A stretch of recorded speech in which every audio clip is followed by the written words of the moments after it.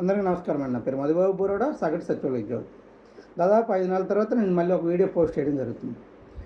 ముందుగా ఎందుకు ఈ వీడియో అంటే, దాదాపు 5 నెలల కిందట అంటే నవంబర్లో తీరా స్థాయిలో 2 సంఘాలు ఉద్యమ కార్యక్రమం రూపొందించడం, డోర్ టు డోర్ సర్వీసెస్కి విరుద్ధం, మనకు రావాల్సిన హక్కుల కోసం మేము ముందుకెళ్తామని చెప్పి చేయడం జరిగింది.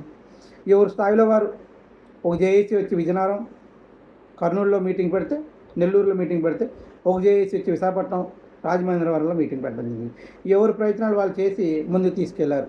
నేను కాదనడంలో అయితే కాటమనేని భాస్కర్ గారు పిలిచి ఆల్రెడీ మీ ఫైల్స్ అన్నీ రెడీగా ఉన్నాయి, within the 1 week me files అన్నీ రెడీ అయిపోతే క్లియర్ చేస్తాం, మీకు రావాల్సిన ఆర్థిక అంశాలన్నీ వచ్చేస్తాయని చెప్పడం జరిగింది. చెప్పిన తర్వాత ఇతర 2 జేఏసీ సభ్యులు కూడా దాదాపు 90 మంది అక్కడే ఏదైతే సెక్రటరియట్ ఆవరణంలోనే ఒక మీటింగ్ ఏర్పాటు చేసుకుంటే 95 members and 95% of the members అందరూ కూడా ఆర్థిక అంశాలు వస్తున్నాయి కాబట్టి దయచేసి మీరు ఎవరు కూడా ఉద్యమ కార్యక్రమం ప్రకటించవద్దు, కొన్ని రోజులు వేచి ఉందాం, ఆర్థిక అంశాలే ఇంపార్టెంట్ మనకి సచివాలయ ఉద్యోగులకి అని చెప్పడం జరిగింది. చెప్పిన తర్వాత అప్పుడు కూడా మనం దాన్ని ప్రతిఘటించినా చాలామంది సభ్యులు ఒపీనియన్ మేరకు 45 రోజులు టైం తీసుకొని 45 రోజుల్లో రాకపోతే మళ్ళీ ఇద్దరూ కలిసి 2 సంఘాలతో కాకుండా ఏక సంఘమై ముందుకు వెళ్దామని చెప్పి తీసుకోవడం జరిగింది. 45 రోజులు అయిపోయినాయి. డిసెంబర్ 1 అనేది డెడ్ లైన్.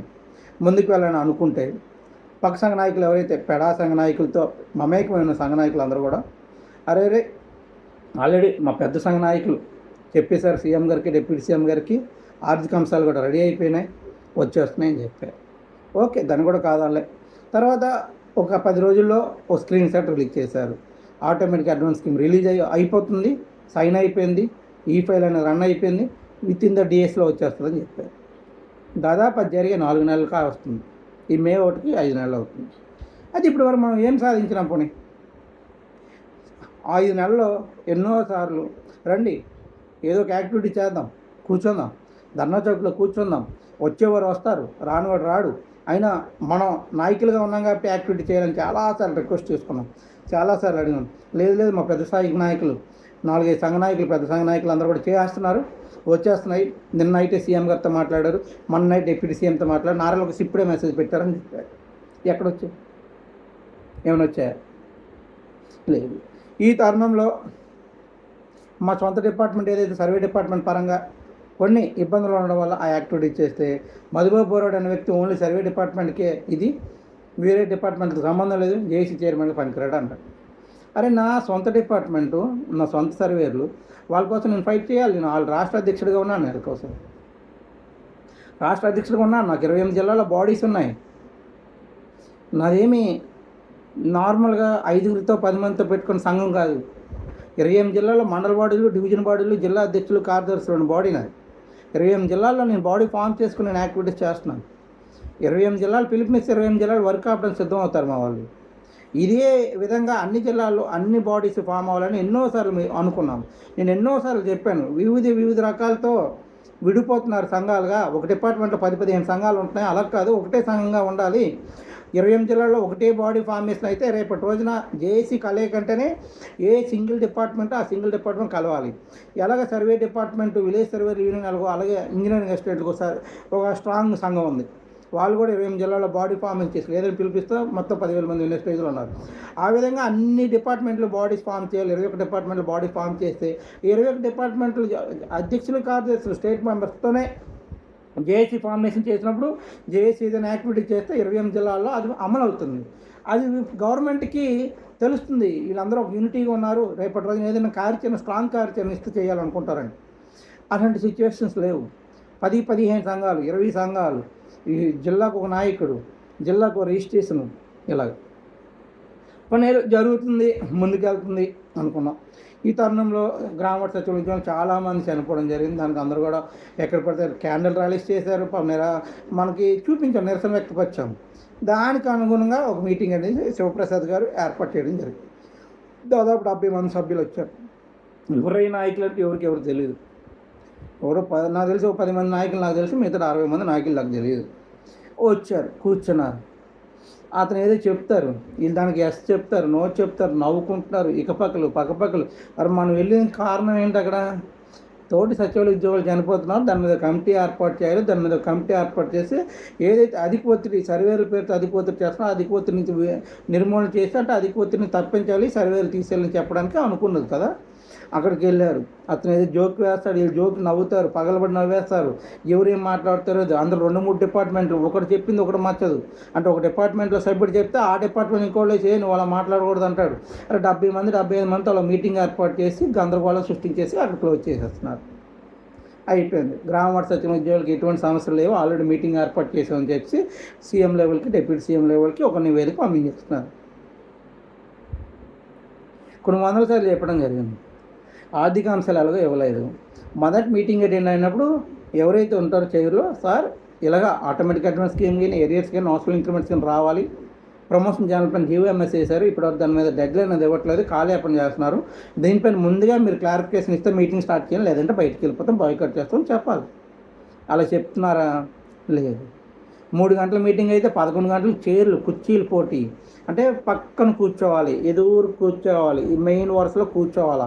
3కి మీటింగ్ అయితే 11 గంటలకు వెళ్ళి కాపలా కాసుకుని కుర్చీల కోసం కూర్చునే పరిస్థితిలో ఉన్నారు సచివాలయం ఉద్యోగులు. నాయకులు అలాగే ఉన్నారు. గ్రౌండ్ లెవెల్లో జరుగుతుంది ఇదే. మీరు ఏదో పేపర్లో న్యూస్ పేపర్లో ఆర్టికల్స్ వచ్చేస్తున్నాయి, కూలీలా చూస్తున్నారు సచివాలయ ఉద్యోగులు అని చెప్తున్నారు కదా. ఎందుకు ధర్నా చౌక్ పిలుపునివ్వండి. మీరు సంఘ నాయకులే కదా, గత 6.5 సంవత్సరాలుగా మీరు అందరూ కూడా విజయవాడలో ఉన్నారు, సంఘ నాయకులు, మీ వెనకలు బడా సంఘ నాయకులు ఉన్నారు, మీరు పిలుపునిస్తే 1,00,000 మంది వరకు రావచ్చు కదా. ఒక్కరోజు విజయవాడలో ధర్నా చౌక్ మీ పక్కనే కదా, దగ్గరలోనే ఉంటుంది విజయ ధర్నా చౌక్ అనేది. ఓ పర్మిషన్ తీసుకుని కూర్చోవచ్చు కదా, కూర్చొని రండి, మన హక్కుల కోసం మనం పోరాడదాం, ఎందుకు అనలేకపోతున్నారు? ఇప్పుడు పేపర్ ఆర్టికల్ ఇవ్వడం వల్ల ఏమొస్తుంది? న్యూస్ పేపర్ ఆర్టికల్స్ ఇచ్చేస్తారు, మీరు ఎందుకు కూర్చోరు? హక్కుల కోసం ఎందుకు బయటకు రావట్లేదు? ఎందుకు కూర్చోవట్లేదు? డెప్యుటేషన్స్ వద్దు. మనం ముందు నుంచి ఏదైనా డిపార్ట్మెంట్లో మెర్జింగ్ కావాలంటే సపరేట్ డిపార్ట్మెంట్ ఇచ్చినప్పుడు, నాకు రేషనలైజేషన్లో వేరే డిపార్ట్మెంట్ ఇచ్చినప్పుడు అందులో పూర్తిగా మెర్జ్ చేసామనే కదా అడుగుతున్నాం ప్రభుత్వాన్ని.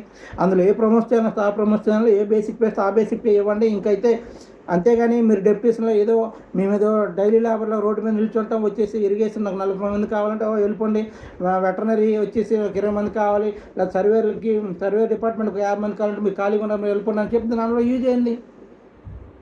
నీవు ఎక్కడ ఎదుగుదల ఎక్కడ ఉంటుంది? నువ్వు వచ్చిన 30,000కి 70,000 రూపాయల జీతం నువ్వు ఉద్యోగం చేస్తావు, ఆ డిపార్ట్మెంట్లోకి వెళ్ళిన డెప్యుటేషన్లో ఉంటావు, వాడు నీకు సంబంధం ఉండదు అక్కడ ఏం జరిగినా కూడా.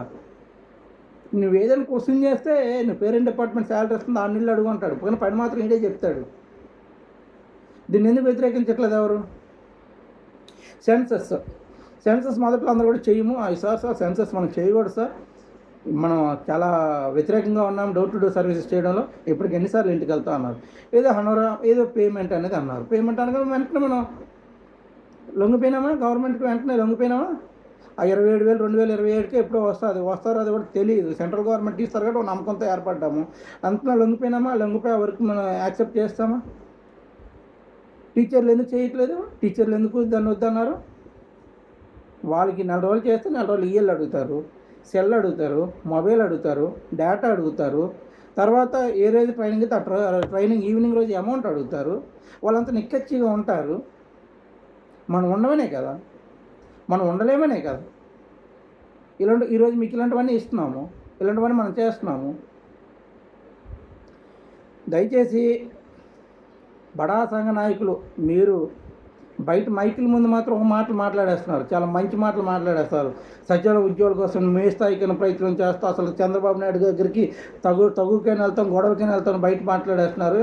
మీ ఇన్సైడ్ వీడియోలు చూస్తే మాత్రం చాలా చాలా విస్మయం గురవుతున్నాం అందరం కూడా.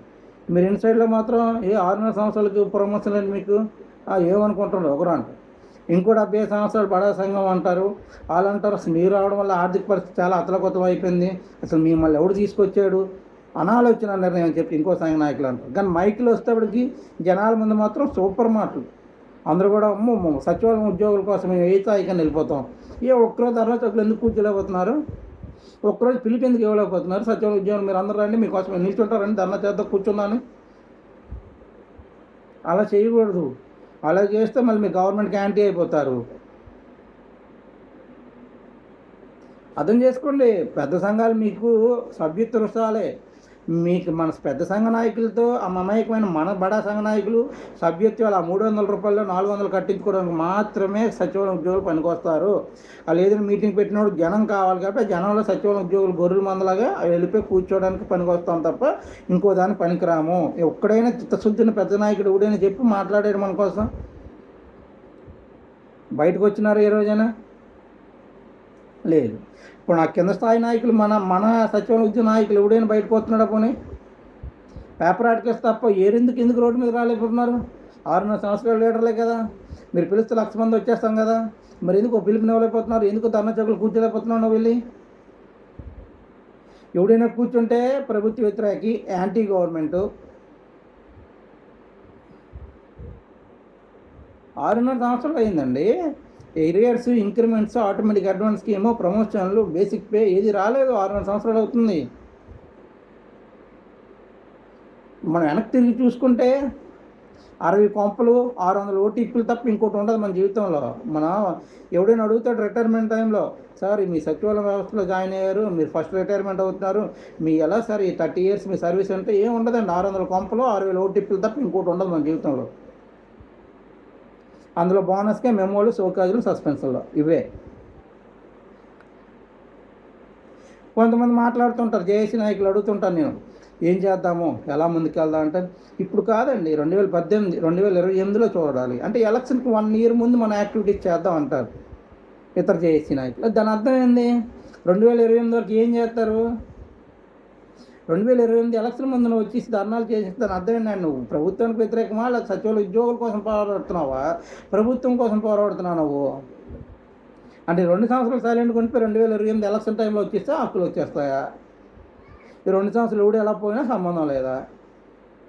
పెద్ద సంఘ నాయకులు అందరూ ఎలాగే ఉన్నారు, ఎలక్షన్ టైంలో చూపించేద్దాం మన పవరు. మరి అంతవరకు వీళ్ళు ఏమవుతారు? అందరూ పోమా? దయచేసి అర్థం చేసుకోండి. గ్రౌండ్ లెవెల్ రియాలిటీ తెలుసుకోండి, ఎలా జరుగుతుంది, ఏం జరుగుతుందో. మీ నాయకులు ఏ విధంగా ముందుకెళ్తున్నారో తెలుసుకుంటే మంచిది.